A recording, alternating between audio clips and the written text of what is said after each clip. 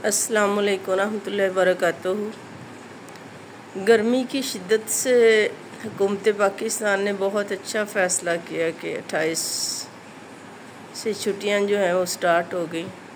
लेकिन इन दिनों जो हीट वेव है ना और जितनी गर्मी है उसमें छोटा बच्चा, कल भी 2-3 बच्चों का आया हुआ था मीडिया पे कि उनकी डेथ हो गई। ये बहुत ही अफसोसनाक है। 28 की बजाय चाहे आज और कल में हो जाता, क्योंकि जब लाइट जाती है ना तो क्लासरूम्स में जो हशर होते हैं वो नाकाबिले बयान है। कल मैं चीचा वतनी में डिप्टी ऑफिस में तकरीबन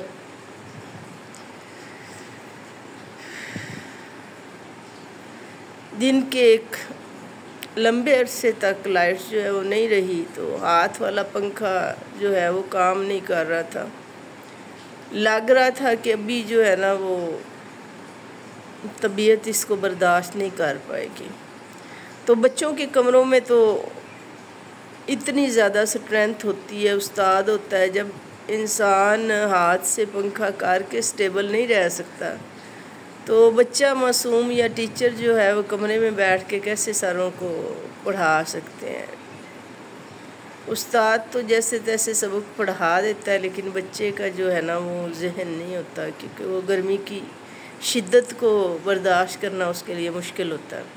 मुझे तो लगता है कि जैसे सर्दियों में करते हैं ना एमरजेंसी में छुट्टियां, गर्मियों में उससे सर्दियों में तो सर्दी लगती है, जाके लिहाफ में लेट गया या कुछ। गरीब घरों के बच्चों के घर में ना तो एसी है, ना इतनी सहूलियात है, और ना ही हर बच्चे के पास कन्वेंस है। गांव के बच्चे जो हैं वो पैदल चल कर आते हैं और इतनी तेज़ धूप में उनके साथ धूप की शिद्दत से बच्चे के सर और पाँव जो हैं वो झुलस जाते हैं। मैं ख़ुद विज़िट करती हूँ, मैंने मतलब 15-16 मई से जब से हीट वेव्स चल रही हैं विज़िट करते हैं। गाड़ी जो है वो उसकी भी हालत गवर्नमेंट की मैरान गाड़ियाँ पुरानी ऐसी है, ऐसी कोई ख़ास वर्क नहीं करता। ख़ास कर गांव होते हैं उनकी सड़कें कच्ची होती हैं, वो वहाँ पे मतलब एक स्पीड से चलती नहीं है। और जहाँ विज़िट करने जाते हैं वो स्कूल जो है उसमें भी ज़रूरी नहीं है कि कोई ऐसा साया हो जहाँ पे खड़ा करें तो तप जाती हैं लोहे की तरह। और पाँव जो है ना वो गर्मियों में भी आप बंद शूज़ पहन के जाते हैं, क्योंकि वो मट्टी और रेत तपी हुई होती है। तो बच्चों का क्या हशर होता है, बच्चे बेचारे जो है वो इसको बर्दाश्त कर रहे होते हैं। ख़ासकर इम्तिहानी नुक्ता निगाह से मैंने ख़ुद जो है ना वो 2017-18 में ड्यूटी लगी मेरी सेकंड टाइम, जो सुपरिटेंडेंट की government girls high school Islamia high school Sahiwal में।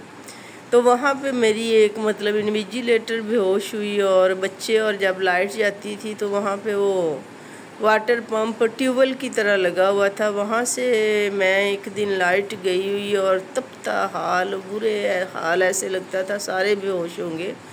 तो मैंने बच्चों से कहा कि आप ना बाहर एक एक करके जाएं, और सर पे पानी जो है ना वो पाइप था जैसे इसका ट्यूबवेल का, तो बच्चियों को सर पे पानी डाल के तो सर निचोड़ के तो फिर कुछ नॉर्मल हालत में आती थी। बच्चे वॉमिट करना शुरू कर देते हैं। पाकिस्तान में ना ये जो एग्ज़ामिनेशन टाइमिंग है ना, इसको कुछ ना कुछ चेंज करने की लाजमी ज़रूरत है। इसके बारे में अरबाब इख्तियार को कुछ सोचना चाहिए। अब बच्चों के घरों में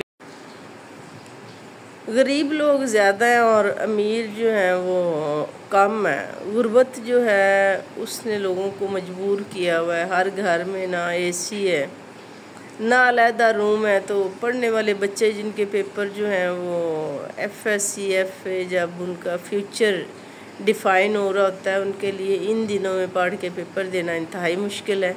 और जो बच्चे पैदल पर्चा देना सेंटरों पे जाते हैं या साइकिल पे या बाइक पे, तो उन्हें ये लू जो है वो झुलसा देती है।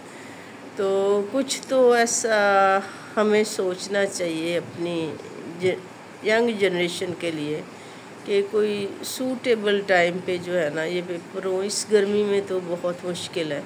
और जैसे ये तेज़ गर्मी आती, बहुत ज़्यादा शिद्दत आती है गर्मी में, तो बच्चे जो है ना उन्हें मतलब छुट्टियां हो जानी चाहिए। ये मुश्किल है, एक एक बच्चा जो है उसकी ज़िंदगी और सांस हमारे लिए बहुत ज़रूरी है। 7:30 भी स्कूल लगेगा तो जाते हुए भी धूप तो होगी, लेकिन आते हुए जो है ना 11:30 की धूप, उसमें जो पैदल चलने वाले बच्चे हैं ना उनके लिए ये बिल्कुल भी मतलब मुनासिब नहीं है। ख़ासकर वो अगर घर से थोड़ा दूर है, पेरेंट्स अफोर्ड नहीं करते, घर से कोई लाने ले जाने वाला नहीं है, तो इतनी गर्मी में जो है ना वो बच्चा चलते हुए उस गर्मी का शिकार हो सकता है। अपना बहुत ख्याल रखिएगा। अल्लाह हाफिज़। अपना बहुत